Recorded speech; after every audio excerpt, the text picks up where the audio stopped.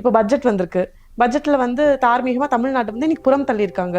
இந்தியாவிலே வந்து அதிக அமௌண்ட் ஆஃப் டாக்ஸ் வந்து கலெக்ட் ஆகுது. சவுத் இந்தியால ஸ்பெசிஃபிக்கா தமிழ்நாட்டுல இருந்து அதிகமா வாங்குறீங்க.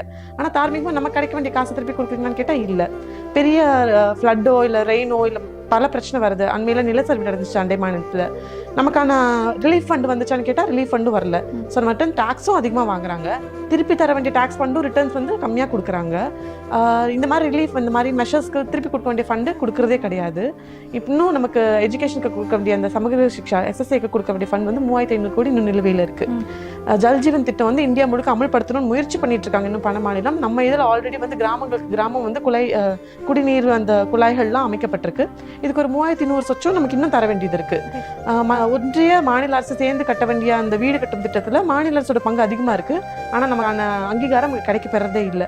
ஸோ இப்படி கல்வி வேலை வாய்ப்பு நமக்கு தார்மீகமாக கொடுக்க வேண்டிய ஃபண்ட்ஸ் வந்து இன்னைக்கு வரைக்கும் ஒன்றிய அரசு இன்னைக்கு இந்த பட்ஜெட் வந்திருக்கு. பட்ஜெட்ல வந்து தமிழ்நாடு பெருசா நீங்க எனக்கு ஸ்கீம் தருவீங்கன்னு எதிர்பார்க்கல.